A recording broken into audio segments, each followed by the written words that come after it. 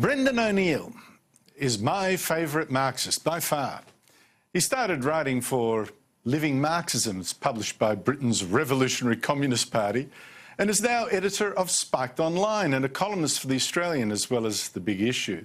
He still insists he's of the left, but is most of all a libertarian and a great enemy of bullies trying to muzzle us and control us. He is a fearless and brilliant writer and is now touring Australia for the Institute of Public Affairs. It's my pleasure to have him on again as a guest. Brendan, it's great to see you, mate. Hi, Andrew. Now, listen, I've got to ask, are you now, or have you ever been, really a Marxist? I think so, yeah. I consider myself a very old-fashioned leftist, the kind that used to be, interested in liberation, interested in counterculture, interested in new ideas, and most importantly, interested in freedom of speech. There was a time, a long time ago, when the left was actually interested in freedom of speech, but it's so long ago, most people have very understandably forgotten it. I find it interesting. I'm portrayed, well, I did work for Labor, but I'm portrayed as far right, etc., which I don't accept, but that's how I'm portrayed. I find it odd that you and I are, on so many fronts, the same. How do you explain that? I think the real dividing line today is not really between right and left. It's more between, do you believe in freedom or do you not believe in freedom? Do you trust people to be able to run their own lives without needing the scaffolding of the nanny state and all these finger waggers and all these censors trying to control what we can see and hear and do? Or do you think that people need that control? Do you think people need all that intervention in their lives? I think that's the new dividing line. It's a question of how far do you trust ordinary people to be free? And it's unfortunate that most of the left now doesn't trust ordinary people to be free, thinks we need laws and regulations and controls to tell us what to do. A few people on the right still do trust ordinary people, so that's quite interesting. But I think we're seeing new alliances emerging between right and left coming together, saying that we've had enough of this kind of nanny statism. Yeah, look, I couldn't agree with you more, Brendan. And I think one of the differences there between the left and the right is that the right tends to hope for tradition to do the work of guiding people to the right path, while the left tends to look for the law to do that, which is a much harder instrument. Exactly, and the left is now utterly pro-state in a really quite depressing way. The left seems to view it, the more it's lost faith in ordinary people, the more it's warmed to the state, and it sees the state as the solution to every problem in society. If there's hatred or crime or people getting a bit fatter than they ought to be, or people drinking too much, their instant response is, let's call on the state to sort this problem out. So they have this extremely authoritarian knee-jerk instinct which says that every social problem has to have a solution that comes from the top down. And of course all that generates is more authoritarianism, less freedom, and a really censorious climate. Now listen, Brendan, I got to restore your Marxist credentials here after having tried to destroy them just then. There is actually, I go along with it insofar as believing that we do have classes in society. They're very loose and sometimes they overlap like a Venn diagram, but classes. And I would say today that the predominant class, the dominant, strongest class is no longer the capitalists with the top hat. It's the political and media class that strikes me as being so interfering. How do you see it and how does that class work? I completely agree. I think it's kind of the middle class. I know Australia has a very different understanding of the middle class to us in Britain. It's the chattering class, I think, because the two great classes of the past, you had the ruling class on one side, the kind of top hat people, and you had the working class on the other, the kind of cloth cap people, and they were loggerheads for basically 200 years. But both of those classes have, for various reasons, kind of lost their influence, lost their clout, become shadows of their former selves. And I think as a result of that, the middle class, the kind of chattering class, that section in the middle of those two classes, has become more and more powerful by default. And that's why I think over the past 20 years or so, we've seen that class play a much more influential role in everyday life. And it's an often quite mean-spirited class of people, the chattering class, ungenerous, distrustful of the public.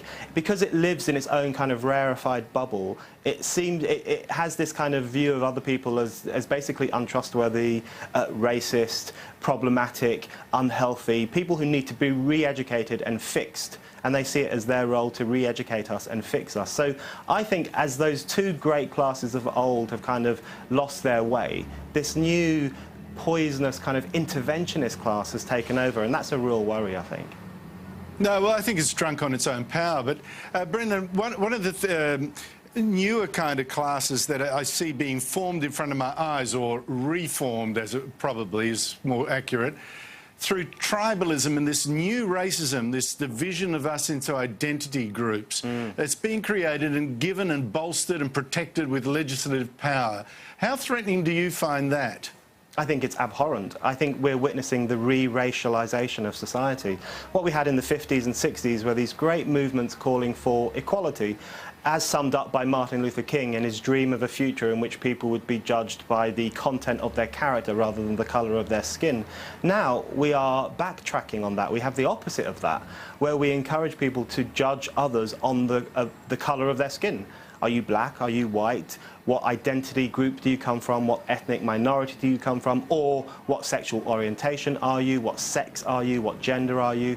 We're constantly pushing people back into the biological and racial boxes that men and women struggle to escape from for so long. So I think identity politics is really winding history backwards and taking us to a time when men were seen as utterly different to women and black people were seen as utterly different to white people. It's an extremely divisive logic, and I think it's unravelling society in a very pernicious way. Well, look, I think it's obscene and an insult to our common humanity. But you know what really disturbs me, Brendan, is not just that this is happening, but that what is protecting it are new laws that are actually being used to stop us from protesting against it.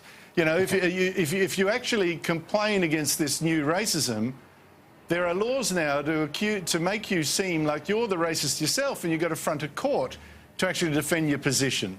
Exactly, and you know, Section 18C is a very good example of that, where you have this QUT case, where basically the students criticise the idea of having a segregated laboratory for Indigenous students, and for criticising segregation, they now find themselves in trouble.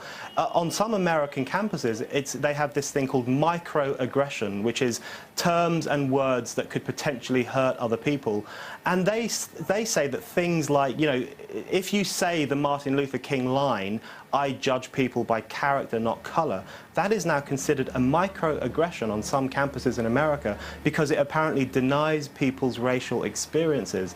So we are constantly invited and forced, in fact, as you say, by the law, to work with other people and engage with other people and relate to other people racially. We are encouraged to think racially, to behave in this very racial manner, and I really find that deeply unpleasant. I'm someone who, I started my political career as an anti-racist. I was always very interested in bringing about a situation of proper equality and freedom for all people.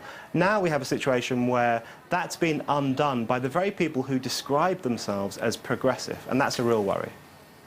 Honestly, Brendan, sometimes I feel like a bit like Gregory of Tours, who's seeing the Frankish barbarians come into Gaul and not being able to do anything about it. But listen, you know, it's a natural thing, of course, for us, for humans, to look for affinity groups and in their weaker moments to define themselves by a collective rather than as individuals, particularly if you're weak. Are we being too blind, too idealistic to think that what we were aiming for, a society where people were colourblind, blind also to class, you know, that was just never going to happen? No, I think we have to hope that that is still a possibility. And I think the thing standing in its way now is this new politics of identity, this new identitarianism, which constantly tells us that we are a biological creature or a racial creature, or we're just a gender. There's nothing more to us than that. There's nothing in your character or your personality which is more interesting.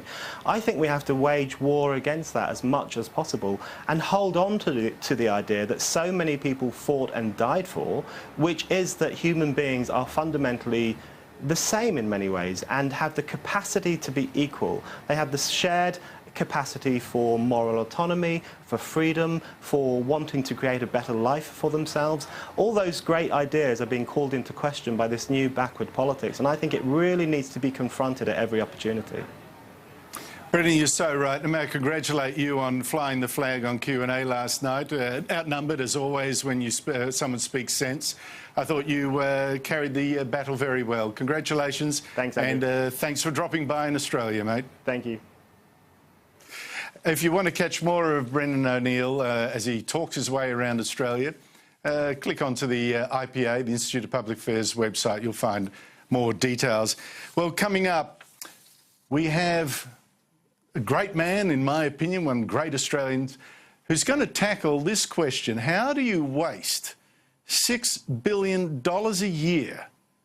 How do you waste it? And plus, we'll talk about journalistic groupthink exposed.